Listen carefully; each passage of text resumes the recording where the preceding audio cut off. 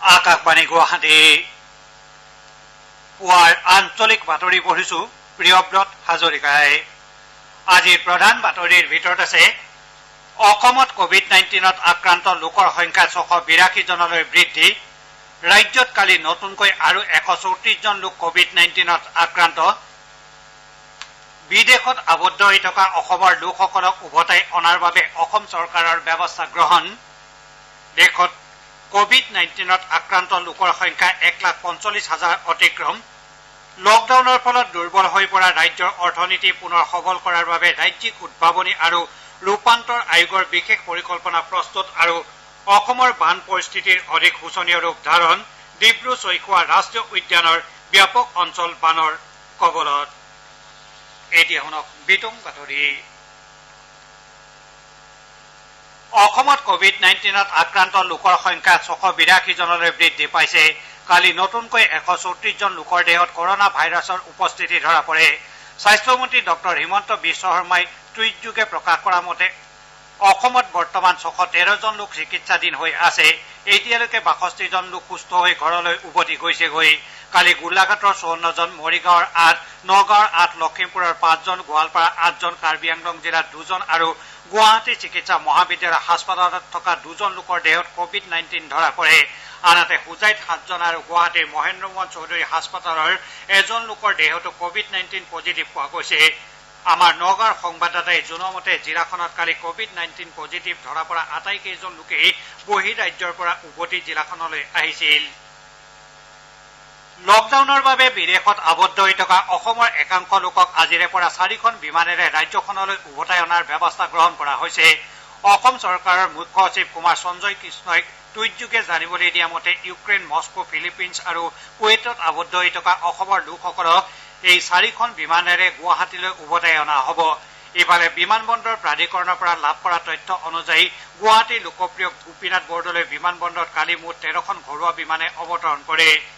দিল্লী, মুম্বাই, বেংগালুৰু, চেন্নাই, ইম্ফল আৰু শিলচৰৰ পৰা অহা এই 13খন বিমানেৰে মুঠ 1312 গৰাকী যাত্ৰী বৰঝাৰ বিমানবন্দৰত উপস্থিত হয়হি। ইফালে কালিৰে পৰা শিলচৰ বিমানবন্দৰতো বিমানৰ চলাচল আৰম্ভ হৈছে। কালি এখন বিমানে 44 জন যাত্ৰীক লৈ শিলচৰত অৱতৰণ কৰাৰ বিপৰীতে বিমানবন্দৰটোৰ পৰা অন্য এখনে 42 জন যাত্ৰীক লৈ উৰা মাৰে।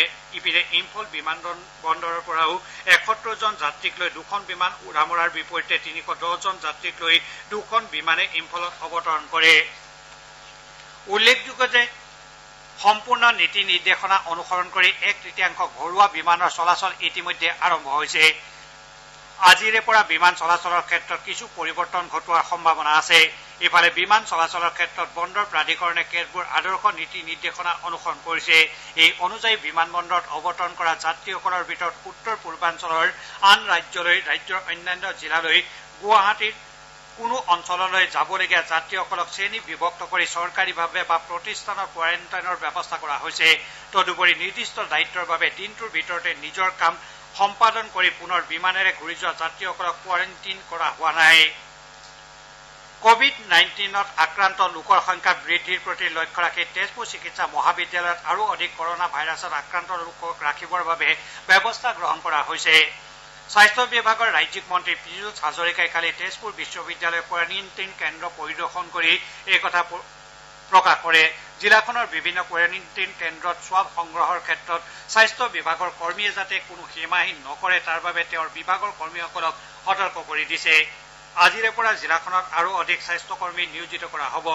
ৰাজ্যখনলৈ বহিঃৰাজ্যৰ পৰা অহা লোকসকলক নিজ জিলালৈ বাছেৰে প্ৰেৰণ কৰাৰ সময়ত সামাজিক ব্যৱধান মানি চলাটো বৰ্তমান সময়তো সুনিশ্চিত কৰিবলৈ ৰাজ্যৰ পৰিবহণ বিভাগক নিৰ্দেশ দিয়া হৈছে বুলিও তেওঁ জানিবলৈ দিয়ে। আপোনালোকে বাতৰি শুনিছে আকাশবাণী গুৱাহাটী কেন্দ্ৰৰ পৰা। অসম চৰকাৰে কোভিড-19ৰ সম্ভাৱ্য সামূহিক সংক্ৰমণ ৰোধ কৰাৰ উদ্দেশ্যে অসমত কোৱাৰেণ্টাইন নীতি নিয়ম কঠোৰভাৱে বলৱৎ কৰাৰ সিদ্ধান্ত লৈছে। গুৱাহাটীত অসম প্ৰশাসনীয় পদাধিকাৰী মহাবিদ্যালয়ত মুখ্যমন্ত্ৰী সৰ্বানন্দ সোণোৱালৰ অধ্যক্ষতাত কালি অনুষ্ঠিত অসম মন্ত্ৰীসভাৰ বৈঠকত এই সিদ্ধান্ত গ্ৰহণ কৰা হয়। বৈঠকৰ অন্তত উদ্যোগ আৰু বাণিজ্য মন্ত্ৰী চন্দ্ৰমোহন পাটোৱাৰীয়ে সাংবাদিকৰ আগত এই কথা জানিবলৈ দিছে। তেওঁ কৈছে যে বাহিৰৰ পৰা কোনো লোককে কোৱাৰেণ্টাইনত নথকাকৈ ঘৰলৈ যোৱাৰ অনুমতি দিয়া নহ'ব।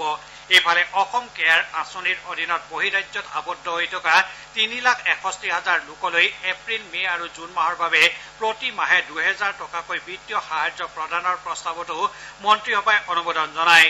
মন্ত্ৰীসভাই লগতে ঢুলীয়া, নাগাৰা নাম, বেণ্ড পাৰ্টি, ওজাপালি আদিৰ দৰে লোকশিল্পীসকললৈ এপ্ৰিল মে আৰু জুন মাহৰ বাবে প্ৰতি মাহে 2,000 টকাকৈ বিত্তীয় সাহায্য প্ৰদানৰ সিদ্ধান্ত লৈছে। শ্ৰীপাটোৱাৰীয়ে কৈছে যে শোণিতপুৰ জিলাৰ জামুগুৰি হাটৰ ভৰলী পৰিয়া কন্যক বহুমুখী পামলৈ 1,176 বিঘা ভূমি আবণ্টন দিয়া হৈছে। এতিয়া শুনক আজি গুৱাহাটীৰ পৰা প্ৰকাশিত কেইখনমান দৈনিক বাতৰি কাকতৰ প্ৰথম পৃষ্ঠাৰ প্ৰধান বাতৰি এক চমু অৱলোকন পংকজ নয়ন ভট্টাচাৰ্যৰ পৰা। বিশ্ব তথা দেশত অব্যাহত কৰোনা ভীতিৰ মাজতে লাডাখ সীমান্তত ভাৰতৰ বিৰুদ্ধে সমৰসজ্জাৰ প্ৰস্তুতি কৰিছে চীনে।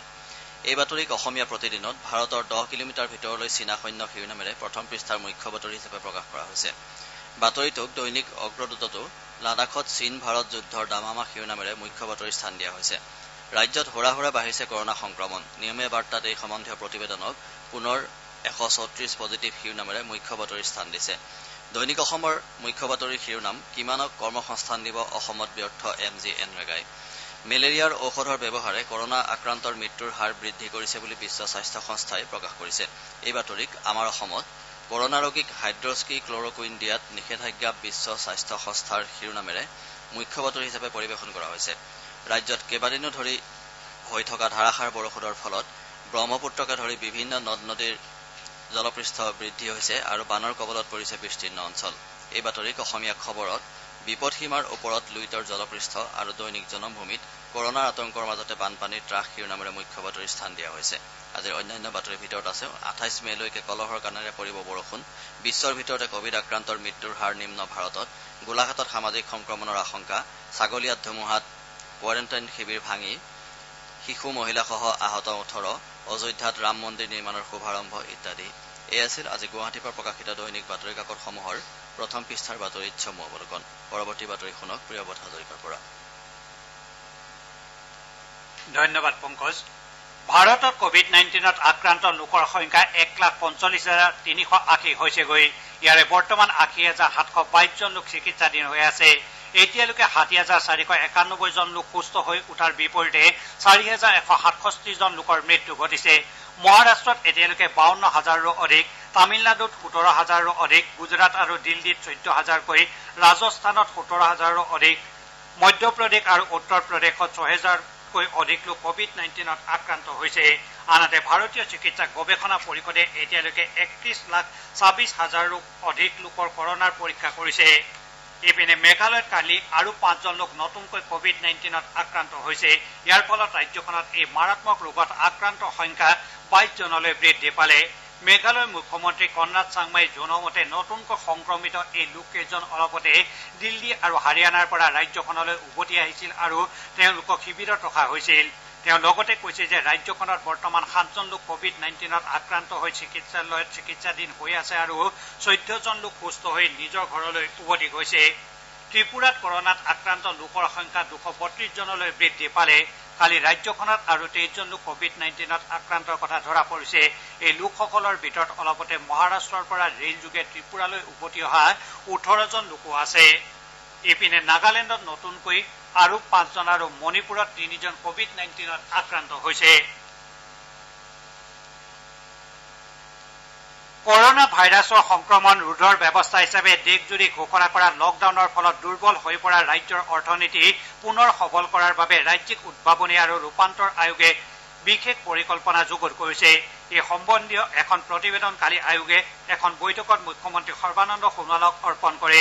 আয়োগৰ এই প্ৰতিবেদনত Amiya Kumar Das institute of social চেঞ্জৰ সহযোগত প্ৰস্তুত কৰা অৰ্থনীতিৰ খচৰা KPMG ইণ্টাৰনেশ্যনেল কনচালটেন্সি ছাৰ্ভিচেছ অৰ্গেনাইজেশ্যনৰ সহযোগত ৰাজ্যৰ কৃষি আৰু ইয়াৰ আনুষংগিক খণ্ড সন্দৰ্ভত প্ৰস্তুত কৰা প্ৰতিবেদন, আৰ্নষ্ট এণ্ড য়ঙৰ সহযোগত চাহ উদ্যোগ সন্দৰ্ভত প্ৰস্তুত কৰা প্ৰতিবেদন আৰু 4টা বাণিজ্য সংস্থাৰ সহযোগত উদ্যোগ আৰু বাণিজ্য সন্দৰ্ভত প্ৰস্তুত কৰা প্ৰতিবেদনক সামৰি লোৱা হৈছে। বৈঠকত ৰাজ্যিক উদ্ভাৱনী আৰু ৰূপান্তৰ আয়োগৰ উদ্যোগক প্ৰশংসা কৰি মুখ্যমন্ত্ৰী শ্ৰী সোণোৱালে কৈছে যে আয়োগৰ প্ৰতিবেদনে ৰাজ্যৰ অৰ্থনীতিক পুনৰুজ্জীৱিতকৰণৰ দিশত এক দিক নিৰ্ণায়ক হিচাপে অংশ ল'ব। তেওঁ কয় যে ৰাজ্যৰ অৰ্থনীতি পুনৰ নিৰ্মাণৰ ক্ষেত্ৰত এতিয়াও বহুকেইটা খণ্ডই সম্ভাৱনা বহন কৰিছে। ৰাজ্যৰ বান পৰিস্থিতি অধিক শোচনীয় হৈ পৰিছে। বৰ্তমানলৈকে এই বানৰ ফলত 7খন জিলাৰ প্ৰায় 2 লাখতকৈ অধিক লোক ক্ষতিগ্ৰস্ত হৈছে। ৰাজ্যৰ প্ৰায়বোৰ ঠাইতে ব্ৰহ্মপুত্ৰৰ জলপৃষ্ঠ বিপদসীমাৰ ওপৰলৈ উঠিছে। লখিমপুৰ, ডিব্ৰুগড়, শোণিতপুৰ, দৰং, কামৰূপ আৰু গোৱালপাৰা জিলাৰ ভালেমান লোক বানৰ ক্ষতিগ্ৰস্ত হৈছে। ইয়াৰ লগতে জিলাকেইখনৰ ভালেমান ঠাইত ৰাস্তাৰ ওপৰেৰে পানী বাগৰি থকাৰ ফলত বিভিন্ন ঠাইত যাতায়াত ব্যাহত হৈছে। তিনিচুকীয়া জিলাৰ ডিব্ৰু-চৈখোৱা ৰাষ্ট্ৰীয় উদ্যানৰ কেতবোৰ অঞ্চল বানৰ কবলত পৰিছে। ডিব্ৰুগড় জিলাৰ কেতবোৰ অঞ্চলৰ উপৰিও কাজিৰঙা ৰাষ্ট্ৰীয় উদ্যানৰো কেতবোৰ অঞ্চল জলমগ্ন হৈছে। কাজিৰঙা ৰাষ্ট্ৰীয় উদ্যান কৰ্তৃপক্ষই উদ্যানৰ ভিতৰৰ দ অঞ্চলবোৰ পানীত বুৰ যোৱাৰ ফলত ওখ ঠাই বিচাৰি ওলাই যোৱা জীৱ-জন্তুৰ যাতে কোনো ধৰণৰ ক্ষয়ক্ষতি নহয় তাৰ বাবে দিনে নিশাই বন কৰ্মীসকলৰ জৰিয়তে পহৰাৰ ব্যৱস্থা বঢ়াই তুলিছে। জিলা কৰ্তৃপক্ষই জখলাবন্ধাৰ পৰা বোকাখাতলৈকে ৰাষ্ট্ৰীয় ঘাইপথত যান বাহনৰ চলাচলৰ ক্ষেত্ৰত কেতবোৰ নিৰ্দিষ্ট নীতি নিৰ্দেশনা জাৰি কৰিছে। এই পথছোৱাত যান বাহনৰ গতিবেগ 40 কিলোমিটাৰ প্ৰতি ঘণ্টাত নিৰ্দিষ্ট কৰি দিছে আৰু ইয়াৰ অধিক হলে তেনে বাহনৰ ক্ষেত্ৰত জৰিমনা বিহা হ'ব বুলি সকীয়াই দিছে। নগাঁও জিলাৰ কলিয়াবৰ মহকুমাৰ বৰগুলিৰ বৃহৎ অঞ্চল ব্ৰহ্মপুত্ৰৰ গৰাখহনীয়াৰ কবলত পৰিছে। অঞ্চলটোৰ এটা পুৰণি মছজিদ, বিদ্যালয়কে ধৰি কেইবাটাও বাসগৃহৰ উপৰিও কেইবা হাজাৰ বিঘা কৃষি ভূমি গৰাখহনীয়াত জাহ গৈছে। মাজুলী জিলাৰ ভালেমান অঞ্চলৰ বাট পথ পানীৰে ভৰি পৰিছে। মাজুলী কুমলীয়া চাপৰিৰ পৰা নিমাতী ঘাটলৈকে এখন নাৱত গৈ থকা অৱস্থাত কালি 2জন লোক দুৰ্ঘটনাত পতিত হৈ সন্ধানহীন হৈ আছে। ধেমাজি জিলাৰ বান পৰিস্থিতি অধিক শোচনীয় হৈ পৰিছে। জিলাখনৰ খিয়াং আৰু বুঢ়ীসুঁতিৰ পানীয়ে জোনাই মহকুমাৰ বেৰা চাপৰিৰ 30খন গাঁও প্লাবিত কৰিছে। বান বিধ্বস্ত 10,000তকৈ অধিক লোকে নিজৰ ঘৰ দুৱাৰ এৰি ওখ ঠাইত আশ্ৰয় লৈছেগৈ। জীয়াদলৰ বানে পশ্চিম ধেমাজিৰ 30খনতকৈ অধিক গাঁও বুৰাই পেলাইছে। গোৱালপাৰা জিলাৰ বান পৰিস্থিতি অপৰিৱৰ্তিত হৈ আছে। জিলাখনৰ বালিজানা আৰু লক্ষীপুৰ ৰাজচক্ৰৰ অধীনৰ 140খন ৰাজগাঁও বানৰ কবলত পৰিছে। ইয়াৰ ফলত 1,68,000 লোক ক্ষতিগ্ৰস্ত হৈছে। জিলা প্ৰশাসনে স্থাপন কৰা 28টা আশ্ৰয় শিবিৰত 8,900গৰাকী লোকে আশ্ৰয় গ্ৰহণ কৰিছে। নলবাৰী জিলাতো বুঢ়াদিয়া নৈয়ে উত্তৰ আমনিত কালি পুৱা মথাউৰি ছিঙাৰ ফলত অঞ্চলটোৰ 12খন গাঁও জলমগ্ন হয়। বাঢ়নী পানীয়ে অঞ্চলটোৰ উত্তৰ আমনি, পুৰ্ণি, চাহপুৰ, নদলা, কুলবিল, বৰপিত, পথলা, লখপুৰ গাঁৱৰ কৃষিভূমিৰ শস্য নষ্ট কৰিছে। আজি নিচেই পুৱা নলবাৰী জিলাৰ কোকৰাত বুঢ়াদিয়া নৈৰ মথাউৰি ছিগাৰ ফলত পশ্চিম নলবাৰী অঞ্চলৰ ভালেমান গাঁও নতুনকৈ বানৰ কবলত পৰাৰ ফলত জিলাখনৰ বান পৰিস্থিতি অধিক জটিল হৈ পৰিছে। দৰং জিলাতো কেইবাখনো নৈ উপনৈৰ জলপৃষ্ঠ বৃদ্ধি পোৱাৰ ফলত জিলাখনৰ কেইবাটাও অঞ্চল জলমগ্ন হৈছে। জিলাখনৰ নোৱা নৈ আৰু শাকতোলা নৈৰ জলপৃষ্ঠ বিপদসীমাৰ ওপৰেদি বৈ আছে। ধুবুৰী জিলাৰ গোলকগঞ্জ, চাপৰ আৰু বিলাচীপাৰাকে ধৰি বিভিন্ন অঞ্চল বানত প্লাবিত হৈছে। কামৰূপ জিলাৰো বান পৰিস্থিতিৰ অধিক অৱনতি ঘটাৰ ফলত জিলাখনৰ সকলো নৈ উপনৈৰ বাঢ়নী পানীয়ে নতুন নতুন অঞ্চল বুৰাই পেলাইছে। লখিমপুৰ জিলাত ৰঙা নদীৰ জলপৃষ্ঠ বৃদ্ধি পাই থকাৰ ফলত কমেও 10খন গাঁও প্লাবিত হৈছে। আনহাতে বতৰ বিজ্ঞান কেন্দ্ৰই জনোৱা আগলি বতৰা অনুযায়ী অহা 24 ঘণ্টাতো ৰাজ্যৰ প্ৰায়বোৰ ঠাইতে বতৰ ঘাইকৈ ডাৱৰীয়া হৈ থাকি প্ৰায়বোৰ অঞ্চলতে ধুমুহা গাজনিৰে ধাৰাসাৰ বৰষুণ দিব পাৰে। এই সময়ছোৱাত অঞ্চলটোৰ তাপমাত্ৰা সৰ্বোচ্চ 25 ডিগ্ৰী আৰু সৰ্বনিম্ন 21 ডিগ্ৰী চেলছিয়াছৰ আশে পাশে থকাৰ সম্ভাৱনা আছে। বাতৰি শেষ কৰাৰ আগতে প্ৰধান বাতৰি কেইটামান থোৰতে আকৌ এবাৰ কৈ দিছো। অসমত কোভিড-19ত আক্ৰান্ত লোকৰ সংখ্যা 682জনলৈ বৃদ্ধি। ৰাজ্যত কালি নতুনকৈ আৰু 134জন লোক কোভিড-19ত আক্ৰান্ত। বিদেশত আবদ্ধ হৈ থকা অসমৰ লোকসকলক উভতাই অনাৰ বাবে অসম চৰকাৰৰ ব্যৱস্থা গ্ৰহণ। দেশত কোভিড-19ত আক্ৰান্ত লোকৰ সংখ্যা 1,45,000 অতিক্ৰম। লকডাউনৰ ফলত দুৰ্বল হৈ পৰা ৰাজ্যৰ অৰ্থনীতি পুনৰ সবল কৰাৰ বাবে ৰাজ্যিক উদ্ভাৱনী আৰু ৰূপান্তৰ আয়োগৰ বিশেষ পৰিকল্পনা প্ৰস্তুত আৰু অসমৰ বান পৰিস্থিতিৰ অধিক শোচনীয় ৰূপ ধাৰণ। ডিব্ৰু-চৈখোৱা ৰাষ্ট্ৰীয় উদ্যানৰ ব্যাপক অঞ্চল বানৰ কবলত। আমাৰ আজিৰ পুৱাৰ আঞ্চলিক বাতৰি ইমানতে শেষ হ'ল।